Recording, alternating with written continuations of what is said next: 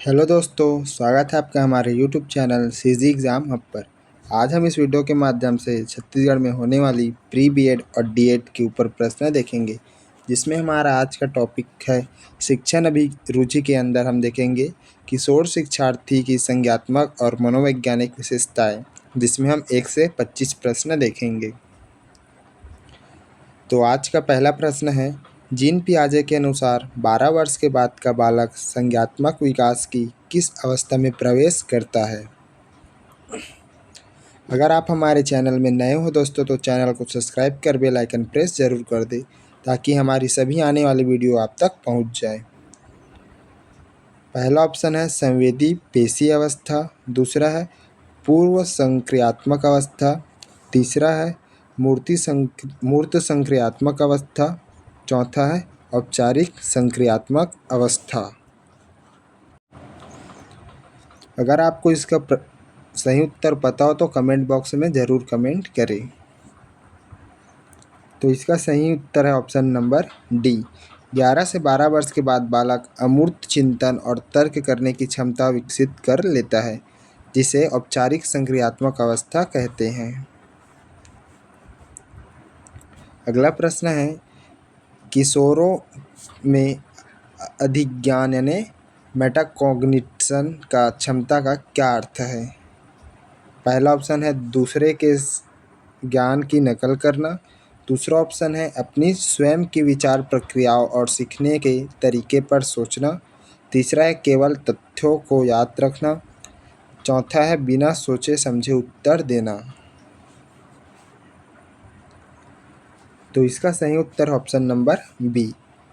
मेटाकॉग्निज्म किशोरों की अपनी सीखने की रणनीति का मूल्यांकन करने और उन्हें सुधारने की क्षमता बनाता है। अगला प्रश्न है, किशोरावस्था को अत्यधिक तनाव और तूफान की अवस्था किसने कहा। पहला ऑप्शन है जीन पियाजे, दूसरा ऑप्शन है जी स्टेनली हॉल, तीसरा है एरिक एरिक्सन, चौथा है थॉर्नडाइक।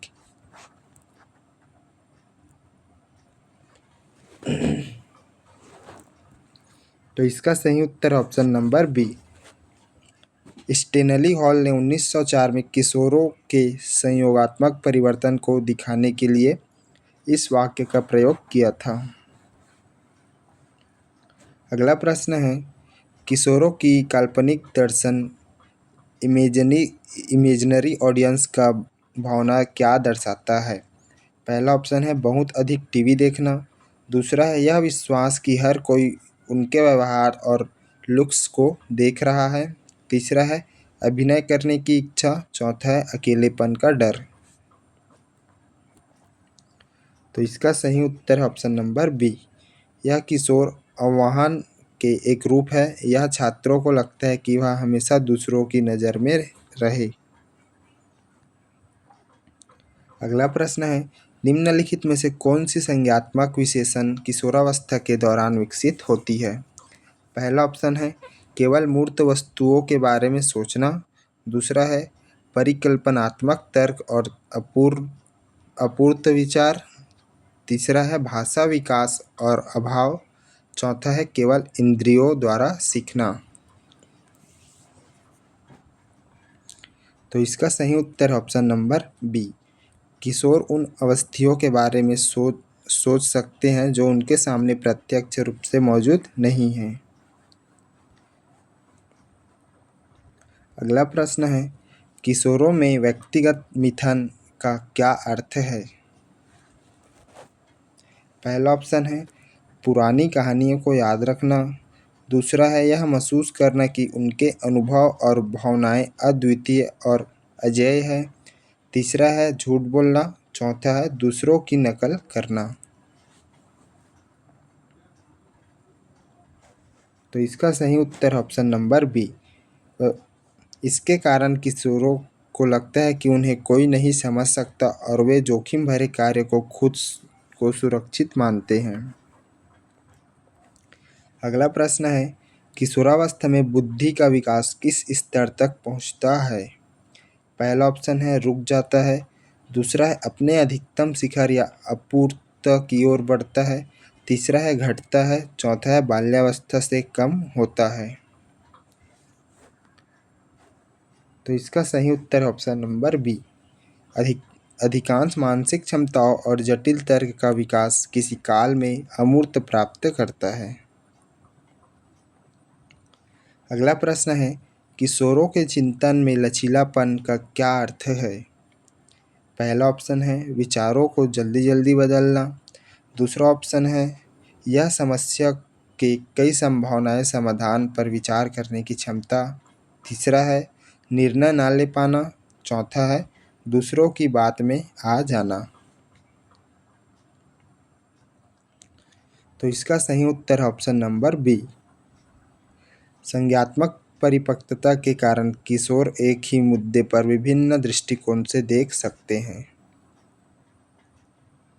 अगला प्रश्न है, उदात्तीकरण का उपयोग किशोरों के लिए शिक्षक कैसे कर सकते हैं?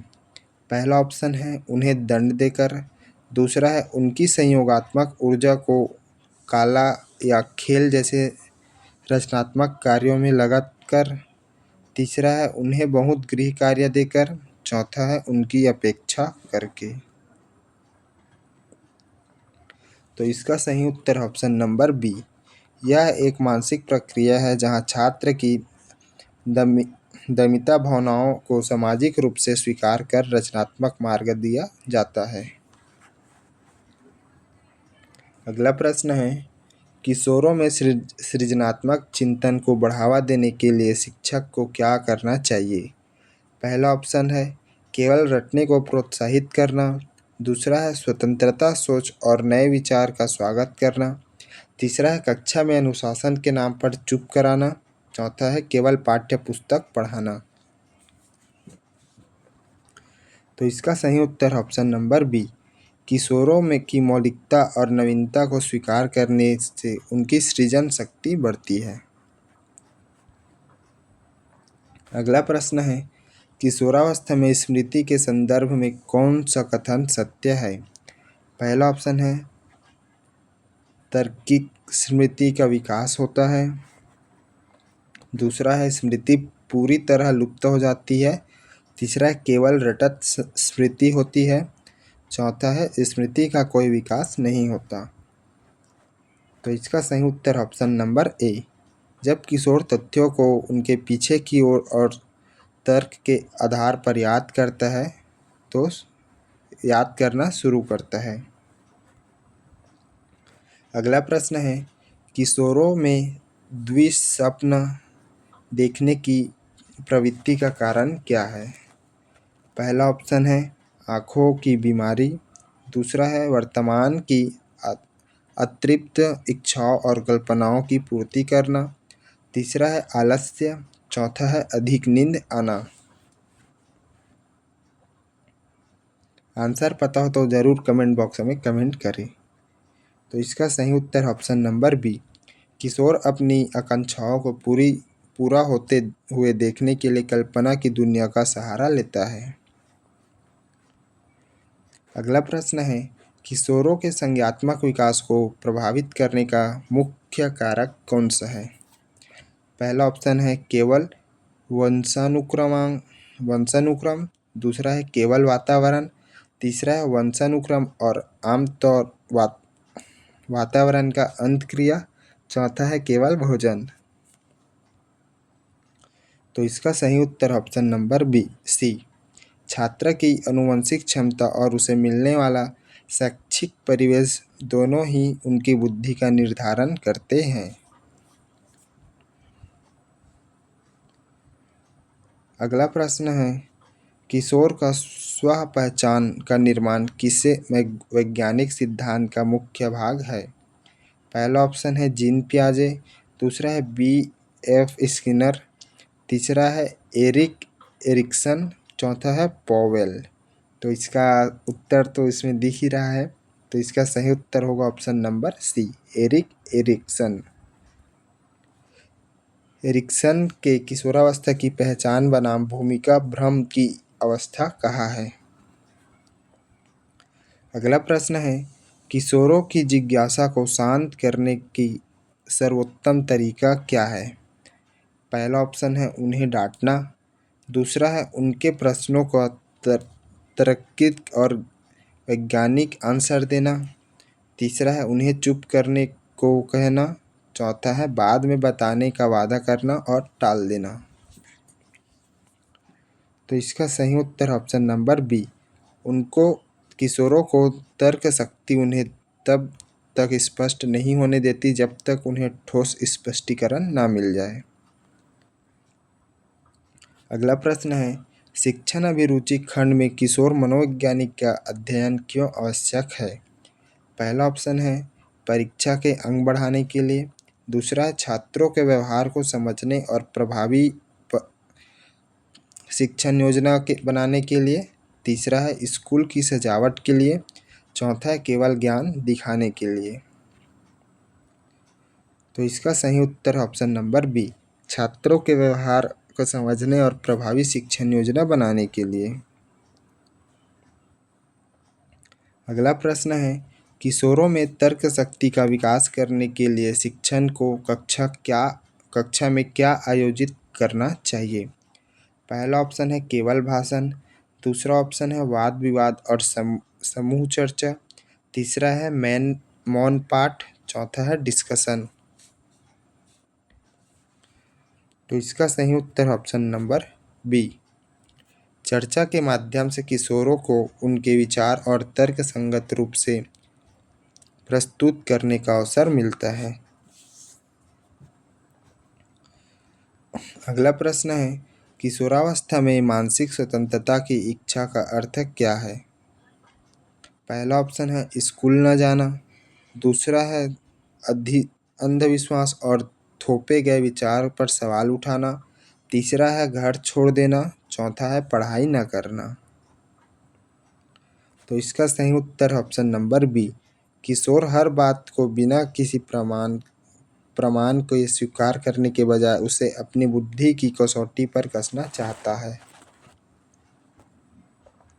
अगला प्रश्न है, संज्ञानात्मक विकास की दृष्टि से किशोरों के लिए कौन सी शिक्षण पद्धति सबसे कठिन है? पहला ऑप्शन है प्रयोगात्मक विधि, दूसरा है समस्या समाधान विधि, तीसरा है केवल व्याख्यान विधि, चौथा है प्रोजेक्ट विधि।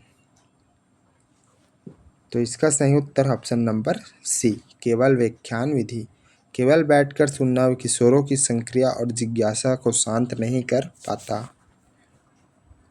अगला प्रश्न है, किशोरों में एकाग्रता की कमी का कारण क्या हो सकता है? पहला ऑप्शन है कम बुद्धि, दूसरा है संवेगात्मक उथल पुथल और शारीरिक परिवर्तन, तीसरा है शिक्षक का डर, चौथा है कक्षा में बहुत रोशनी होना। तो इसका सही उत्तर ऑप्शन नंबर बी, आंतरिक दृढ़ और शारीरिकरण विकास पर अधिक ध्यान होने के कारण वे कभी एकाग्रता नहीं कर पाते। अगला प्रश्न है, पियाजे के अनुसार संरक्षण का गुण किस अवस्था में परिपक्व होता है जो किशोरों में आधारभूत है? पहला ऑप्शन है संवेदी पेशीय, दूसरा है पूर्व संक्रियात्मक, तीसरा है मूर्ति संक्रियात्मक लेकिन किशोरावस्था में यह उच्च स्तर पर होता है, चौथा ऑप्शन है शौशवावस्था। तो इसका सही उत्तर ऑप्शन नंबर सी, हालांकि यह पहले शुरू होता है लेकिन किशोरावस्था तक छात्र जटिल अनुप्रयोग को समझ लेता है। अगला प्रश्न है, किशोरों में नैतिक तर्क किस पर आधारित होते हैं? पहला ऑप्शन है केवल सजा के डर पर, दूसरा है समाज के नियम और व्यक्तिगत सिद्धांत पर, तीसरा है दूसरों के लालच पर, तीसरा है कोई तर्क नहीं है।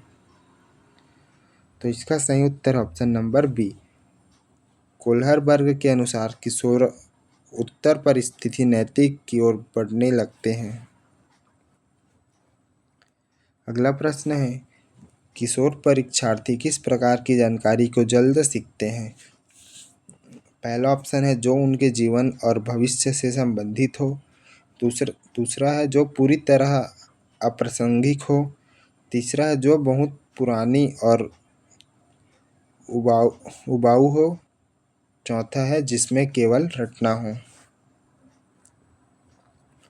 तो इसका सही उत्तर है ऑप्शन नंबर ए।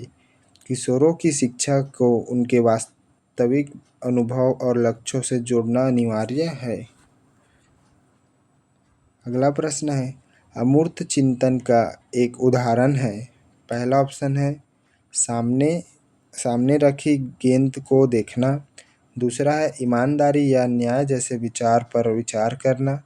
तीसरा है विचार पढ़ना। चौथा है चित्र बनाना। तो इसका सही उत्तर है ऑप्शन नंबर बी। अमूर्त विचार उन चीज से संबंधित होते हैं जिन्हें छुआ या देखा नहीं जा सकता, केवल महसूस किया जा सकता है।